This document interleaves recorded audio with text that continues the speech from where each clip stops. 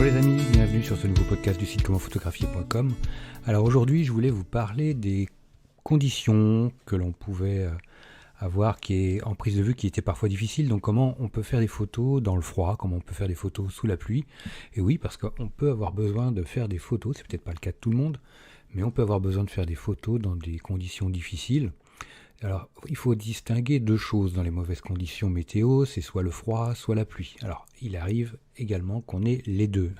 Une chance ne vient jamais seule. Donc, qu'est-ce que l'on va pouvoir faire pour, malgré tout, faire des photos tout en préservant le matériel photo, qui reste quand même un investissement et du matériel onéreux. Donc, qu'est-ce que l'on peut faire pour faire nos photos ?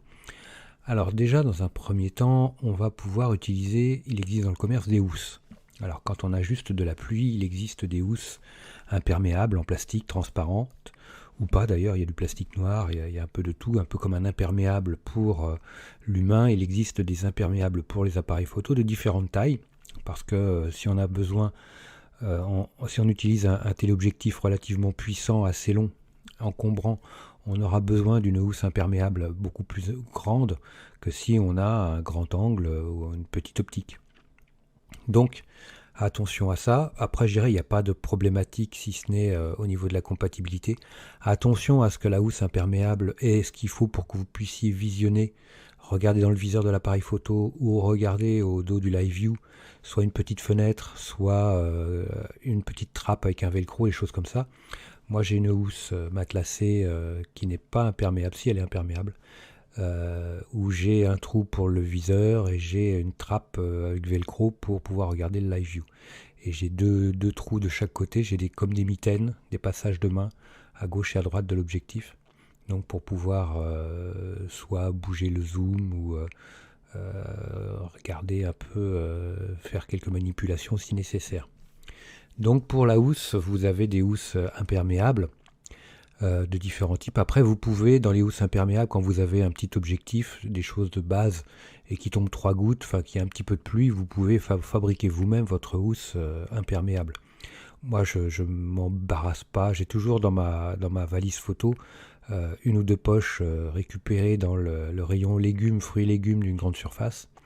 C'est des petites poches qui sont... alors attention, parce que maintenant ces poches sont biodégradables, donc attention... il faut les changer régulièrement, parce que j'en ai fait l'expérience il n'y a pas longtemps. Là, ma poche était complètement... c'était délité, quoi. Donc attention à ça. Prenez une poche plastique, faites un petit trou à l'extrémité, en plus de l'ouverture normale, et enfilez, mettez votre appareil photo dans la poche. Au niveau de l'ouverture principale, laissez-la à hauteur de l'objectif, mettez un élastique, ou alors pincez autour de l'objectif et mettez une épingle à linge, autour du pare-soleil par exemple. Comme ça, tout l'appareil photo sera protégé, il est à l'intérieur de la poche, on va dire, et vous pouvez pratiquer un petit trou pour laisser passer l'œilleton. Comme ce sont des poches très fines, vous pouvez toucher les boutons. Si la poche est transparente, vous pourrez voir plus ou moins bien ce qui se passe sur le live view, mais c'est déjà quelque chose qui vous permettra de faire des photos sous la pluie, dans des conditions, je dirais, précaires, mais vous pourrez quand même faire vos photos si vous n'avez pas de matériel à portée de main. Ensuite, le froid. Alors le froid peut être un problème également pour les batteries. Alors la housse matelassée, c'est quelque chose qui peut être très utile. Matelassée imperméable, c'est l'idéal. Alors ce qui se passe, c'est que vous pouvez éventuellement glisser des petites chaufferettes. Vous savez, c'est des petits sachets que l'on va retrouver dans le commerce au moment des sports d'hiver, qui se mettent dans les gants, dans les poches des gens qui vont faire du ski ou qui vont en montagne. Donc vous pouvez acheter des petits lots de chaufferettes que vous pouvez mettre dans votre housse contre votre appareil photo, contre l'objectif. Comme ça va vous permettre d'avoir à l'intérieur de la housse une température raisonnable, ce qui fait que vos batteries tiendront un peu plus longtemps. Puis vous, quand vous mettrez la main dans la housse pour régler votre appareil photo, ce sera peut-être plus agréable aussi pour vos mains. Autrement, il existe contre la rosée, contre la condensation des housses maintenant, enfin des espèces de gaines chauffantes qui vont se fixer autour de l'objectif. Donc vous enfilez ça autour de votre objectif, vous avez un fil USB, vous allez brancher une petite batterie, parce que si vous êtes en prise de vue à l'extérieur, il n'y a pas de prise de courant à proximité, donc c'est un petit port USB. Vous mettez une petite batterie comme batterie pour téléphone, ça va chauffer gentiment, et ça évite à la condensation, à la buée, la petite rosée du matin, quand vous faites des photos au moment du point de rosée, de se former sur l'objectif. Par expérience, ceux qui font de l'astrophotographie ou photographie de lever de soleil parfois peuvent être confrontés à ce genre de mésaventures, ou alors quand on sort d'un espace froid vers un espace chaud, on a cette problématique de condensation. Donc là, si vous avez ce type de matériel, vous serez protégé, mais pour l'objectif. Alors après, quand on passe d'un espace froid à un espace chaud, ça ne va pas le faire parce que il faut que ce soit également chauffé dans l'appareil photo. Et là, c'est pas le cas.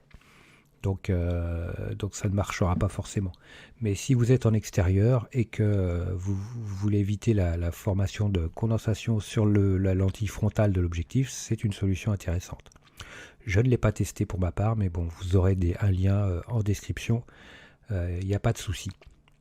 Et puis je vous mettrai des liens sur toutes les housses que l'on peut trouver. Voilà les amis, écoutez, si vous avez des astuces, des idées, n'hésitez pas à les partager en commentaire, on est preneurs, il n'y a aucun souci.